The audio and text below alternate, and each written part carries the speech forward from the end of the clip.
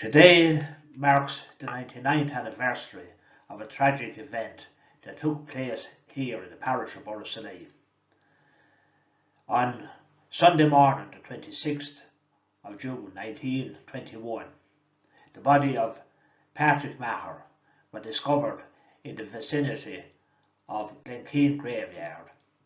He'd been shot twice through the head.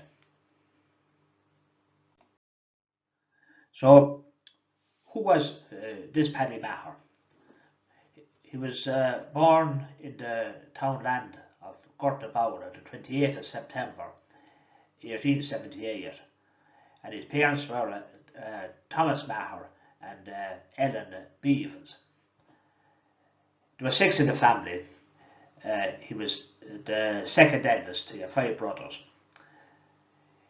He joined the British Army. He joined the Royal Irish Rifles at Manchester on the 4th of September 1901. And he spent 12 years in the army, and he served first of all in the Boer War and then in various conflicts in Africa and the subcontinent of Africa.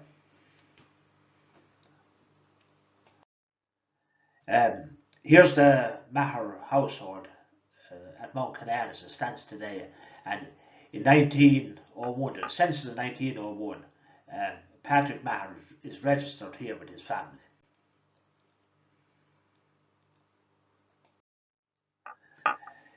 He was discharged from the army on the 3rd of September 1913, having served 12 years as a private, and he returns home to Mount Canaan, and 3 years later, on the 27th of November 1916, he marries Bridget Butler.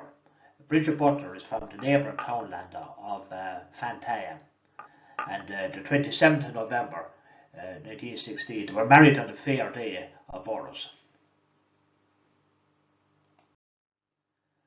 The next reference we'll find to Paddy Maher was on page 5 of the Kilkenny People on the 2nd of July 1921, and it briefly read, "A man named Paddy Maher was found dead at Glenkeen with a cord around his neck." This would have left the reader in no doubt as to the circumstances of the killing of Paddy Maher. The cord around the neck would indicate that the man was executed by the IRA on account of being a spy or an informer. And here we have Mount Canaan Cross, and Paddy Maher, when he would have been taken from his house, he would have come this road. He would have marched down this road. The party would have turned right at the cross for the road that would take him down to Glenkeen, where he was ultimately executed.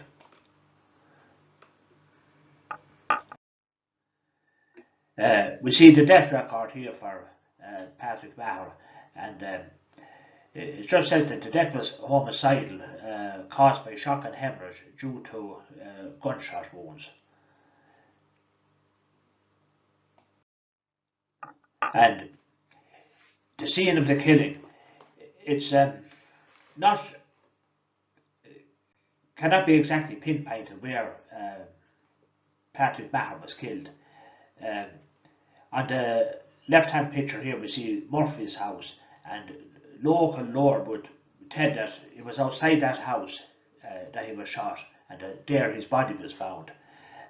Other stories would tell that he was in the vicinity of Glenkeen graveyard, 150 yards or so from the gate of Glenkeen graveyard, but it was in either of those two. There would not be that much of a distance between either of those two places.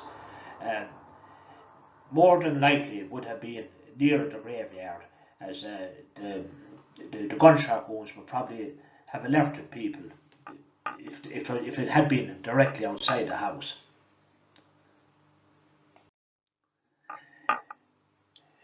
Due to the escalation of violence in the country, across the country, coroner's inquests were suspended and were replaced by courts of military inquiry under the Restoration of Order in Ireland Act. And the court consisted of just 4 witnesses, and The first two of those to take the stand were John Maher, a brother of Paddy Maher, the deceased, and Dr. Mitchell, the medical doctor from Templemore. And here is what they had to say. John Maher said, at about 6 a.m. on Sunday 26th of June, my mother told me that my brother Patrick had been called out of the house about 11:30 p.m. the previous night and had not returned. I went out to go to Mass around 7:30 a.m. and found my brother lying on the road about half a mile from the house. He was dead. Dr. Gerald Mitchell, the medical doctor from Templemore, he proffered the following evidence. He said, I found 2 gunshot wounds. The first one was behind the left ear and passing through the base of the brain, passed out under the right eye. The entrance of the other was in front of the right ear. It evidently passed through bones forming the base of the skull, shattering the right molar bone. The bullet of this wound I found in the mouth. The entrances of both wounds were scorched, indicating that the weapon was fired at close range. Dr. Mitchell's report also revealed something rather disturbing, in that Maher was violently assaulted prior to having been killed, and it read, the skin over both testicles was contused. Obviously, some ante-mortem violence was used. A contusive wound was also visible on the right forearm. This wound was ante-mortem. The doctors believe death was instantaneous. The next witness to take the stand was a man called Dennis Tracy, who was a local Sinn Féin councillor. And Tracy was actually the man who, along with a number of other locals, local nationalists, was the founder of Sinn Féin in the Borrisoleigh district in 1906. Dennis Tracy had this to say. He was universally popular in the area, and I do not know that he had many enemies. He used at times have refreshments with the police in Borrisoleigh.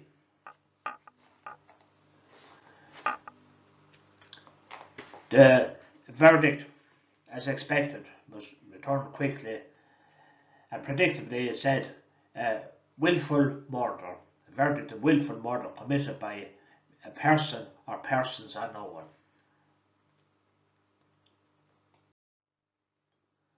So the question arises, who abducted, who took Paddy Maher from his home on the night of the 25th of June 1921, and who shot him? And we know for certain of 2 characters involved in this. Jimmy Leahy, officer commanding No. 2 Brigade, the Mid-Tipperary Brigade at IRA, gave an account to the Bureau of Military History that detailed that gave some details around the killing of Paddy Maher. And local IRA captain Thomas Kirwan, in his IRA pension application, also revealed some of the circumstances. Jimmy Leahy had this to say. Just a short time before the attack on Borrisoleigh, a labouring man named Paddy Maher, who lived in a labourer's cottage in Mount Canaan, a mile and a half from the former place, was taken from his home at night by a party of IRA men under the local company captain Tommy Kirwan and shot as a spy. Kirwan was in charge of the firing party. The executed man had been associating for a good while before with the RIC. He drank with them in the pubs. A number of warnings had been given him that consorting with the enemy might have fatal consequences, but he ignored these warnings. Maher's home was in a locality that was much used by wanted IRA men, where they received food and shelter. Raids made by the enemy on houses frequented by the IRA men indicated that information was coming to the police from some person residing in the neighbourhood. The finger of suspicion naturally pointed at Maher, and when he declined to desist from associating with the police, after having been warned to do so, I had no hesitation in approving of the sentence of death which had been passed on him by the local IRA officer. Kirwan, in his pension application, submitted about the shooting and execution of 4 spies.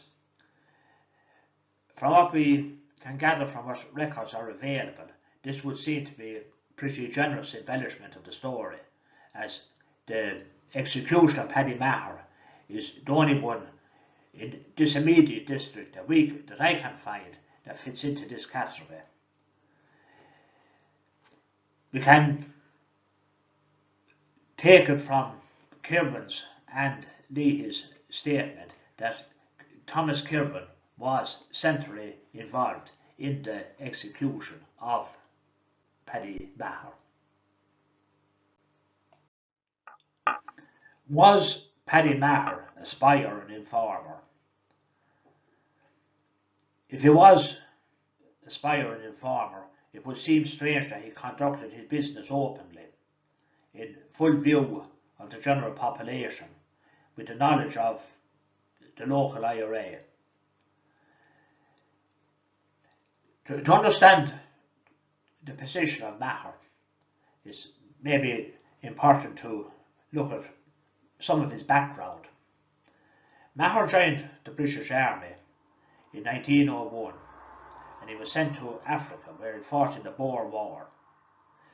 The Boer War continued for another year and was at its height when Maher joined in that conflict.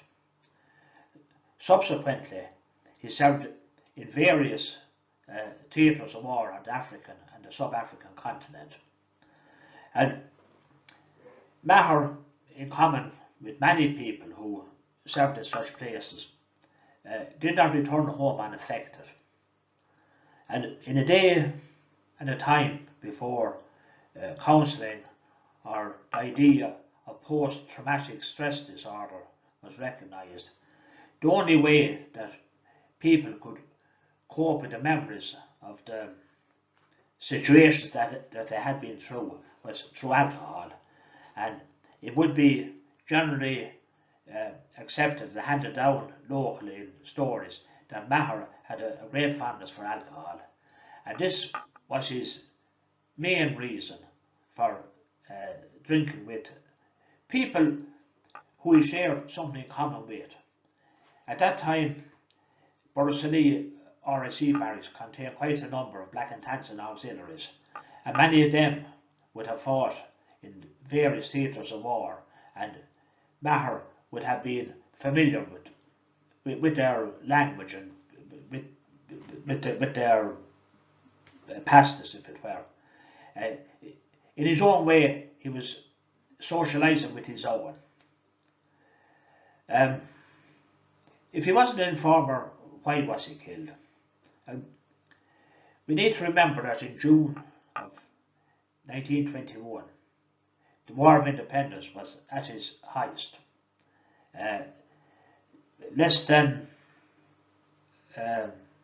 2 weeks later, the truce was called.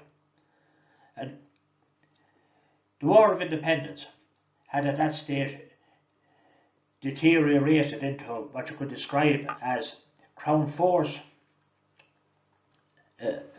IRA outrage, followed by Crown Force reprisal. The burning of the creameries, the destruction of homesteads, etc., was one of the chief means employed by the Crown Forces to control and intimidate the population. But the IRA were not found wanting in this regard either. And one way to keep control on the population was the discovery of a corpse on a roadside with a label attached branding that person a spy or an informer. And well might that have been the case here in Borrisoleigh 99 years ago today, because it was 4 days short of a major attack on the local RSC barracks. With that in mind, it would have been very important for the local IRA to have the local population compliant and as if it were on their side.